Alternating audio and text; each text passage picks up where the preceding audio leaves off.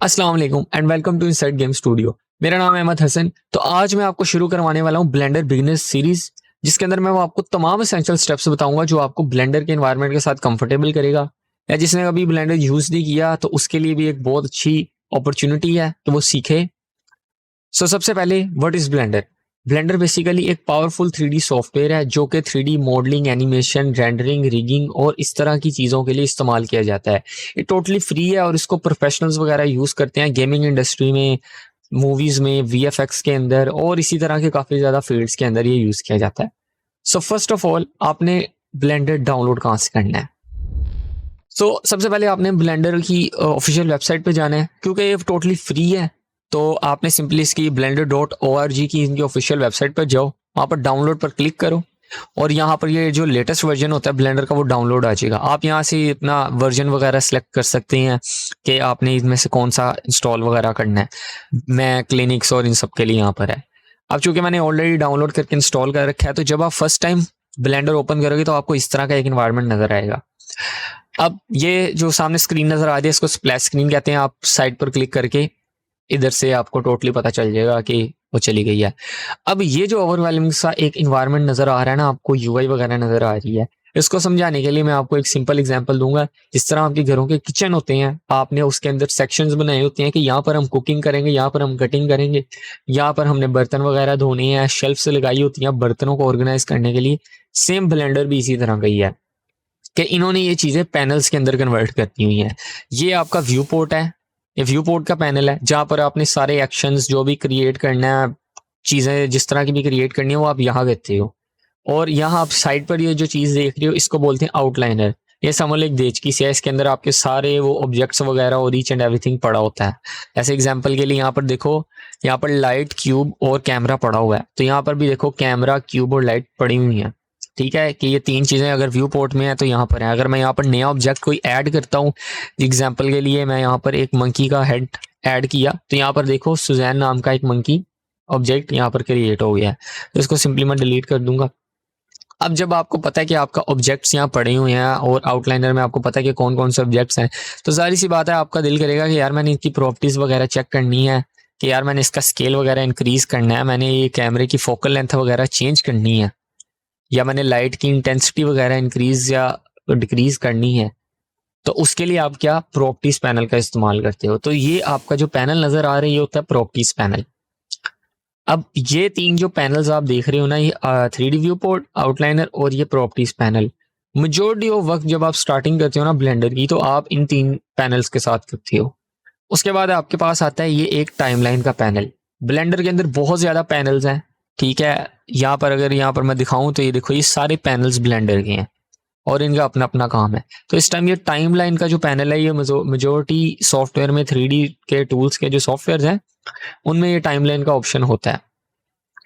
लेकिन अभी हमें ये चाहिए नहीं, तो अगर हमने किसी पैनल को रिमूव करना हो तो वो हम कैसे करेंगे। सिंपली इन दो पैनल्स के दरमियान एक ये स्केलिंग का एक आइकन आ जाता है कि आपने इसको कम ज्यादा करना है। जब वो आइकन आ जाए आपने उधर राइट क्लिक करके, तो यहाँ पर ऑप्शन आ जाते हैं, ज्वाइन का ऑप्शन आता है, ज्वाइन अप, ज्वाइन डाउन का। सिंपली मैं ज्वाइन डाउन कर दूंगा तो जो मेरा व्यू पोर्ट का पैनल था वो नीचे जाके ज्वाइन हो गया। अब अगर मैंने कोई पैनल क्रिएट करना हो तो वो मैं कैसे करूंगा। सिंपली आप यहाँ पर किसी कॉर्नर पे चल जाओ तो एक प्लस का आइकन आ रहा होता है, आपने सिंपली वहां क्लिक करके इस तरह ड्रैग करोगे तो ये पैनल खुल जाएगा। और अगर आपने उस पैनल को भी चेंज करना है कि यार मैंने इस पैनल को चेंज करना है, तो आपने सिंपली यहाँ पर आकर एक कॉर्नर पे एक ड्रॉप डाउन का मेन्यू आ रहा होगा और वहां पर आपने आकर कोई पैनल सेलेक्ट कर लेना है। जिस तरह मैं टाइमलाइन पर क्लिक करूंगा तो ये वापस मेरी टाइमलाइन आ जाएगी। तो मुझे अभी ये नहीं चाहिए, तो मैं राइट क्लिक करके ज्वाइन अप या डाउन था, मेरे से बाय मिस्टेक हो गया, मैं इस तरह आकर पैनल्स चेंज कर लूंगा। अब फर्स्ट थिंग, जब आपको पैनल्स के बारे में आइडियाज हो जाए कि पैनल्स का काम क्या है, वो क्या क्या काम करते हैं, तो आपने जो नेक्स्ट चीज होती है 3D के अंदर, ब्लेंडर के अंदर, जिसमें आपने अपने आप को स्ट्रॉन्ग करना है, वो क्या है, नेविगेशन। नेविगेशन को अगर आपने स्ट्रॉन्ग करना है ना, तो उसकी तीन कमांड्स हैं, ऑर्बिट, पैन एंड जूम। अगर आप scroll wheel, zoom in zoom out के लिए करते हो, व्हील रोटेट करते हो, तो ये जूम इन जूम आउट होता है, जो सारे ही सॉफ्टवेयर में तकरीबन यूनिवर्सल है, ये स्टैंडर्ड टूल है। इसी तरह अगर आप चाहते हो कि मैंने किसी ऑब्जेक्ट के यहाँ पर 3D व्यू पोर्ट में मूव करना है, घूमना है, तो आपने सिंपली मिडल माउस को अगर दबा के रखूंगा ना, तो ये इस तरह ऑर्बिट होता है। ठीक है, ऑर्बिटिंग के लिए इस्तेमाल किया जाता है। अब simply shift and middle mouse दबाऊंगा तो आपका ये पैन का ऑप्शन होगा। तो ये 3 कमांड्स ऐसी हैं जिसमें आप जब स्ट्रॉन्ग हो जाओगे ना तो आपकी परफॉर्मेंस एक एवरेज पर्सन से काफ़ी ज़्यादा तेज़ हो जाएगी। सिंपली मैं scroll wheel, zoom in, zoom out, shift दबा के मिडल माउस पैन और मिडल माउस ऑर्बिट के लिए इस्तेमाल होगा।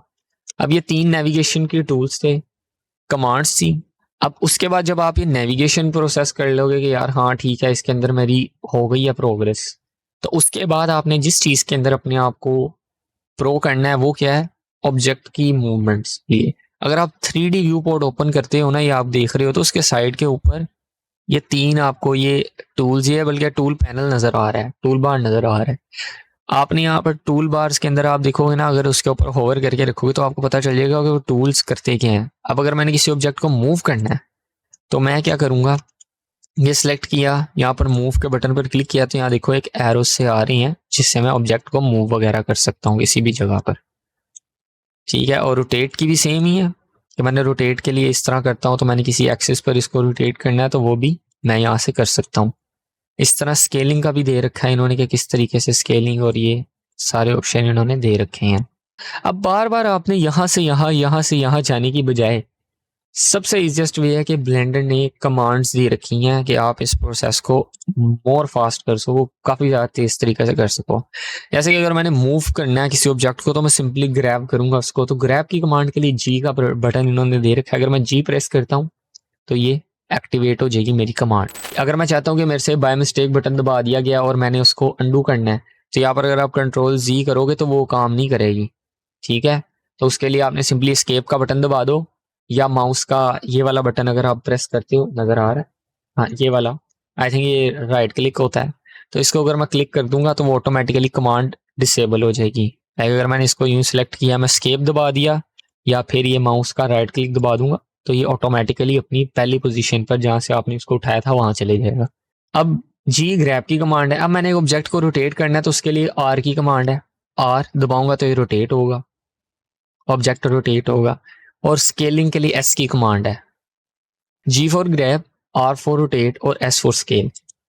अब इसी तरह अगर आप चाहते हो कि मैंने किसी स्पेसिफिक एक्सेस के ऊपर उसको मूव करवाना है, इस तरह अगर मैं चाहता हूं कि मैंने जी दबाकर मैंने इसको मूव करना है वाई के ऊपर, तो मैं जी प्रेस करके वाई दबाऊंगा तो जस्ट वाई के ऊपर मूव होगा और किसी एक्सिस के ऊपर मूव नहीं करेगा, किसी दूसरी डायरेक्शन में ये चीज़ नहीं जाएगी।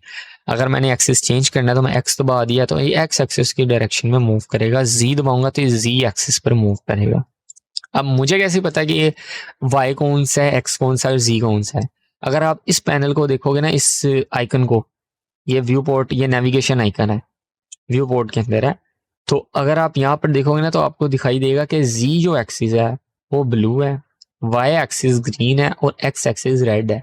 तो आपको यहाँ व्यू पोर्ट में दिख रहा होगा एक वाई जो है लाइन ग्रीन कलर की है जो कि यहाँ पर मेंशन है, एक्स लाइन रेड से रिप्रेजेंट की गई है और वाई लाइन इधर इन्होंने नहीं दी हुई, बट अगर ये बाय डिफॉल्ट डिसेबल होती है, अगर मैं इधर क्लिक करूंगा जी के ऊपर तो यहाँ पर ये लाइन भी एक्टिवेट हो जाएगी, लेकिन उसकी ज़रूरत नहीं है। इसी तरह अगर मैं जी दबाया तो मैंने जिस तरह बताया था कि वाई पर इस तरह मूव कर रहा है, अगर मैं आर प्रेस करता हूँ और वाई प्रेस करता हूँ, आर वाई, तो इस सिर्फ वाई के ऊपर रोटेट होगा, एक्स दबाऊंगा तो इस सिर्फ एक्स के ऊपर रोटेट होगा, जी दबाऊंगा तो जी के ऊपर रोटेट होगा।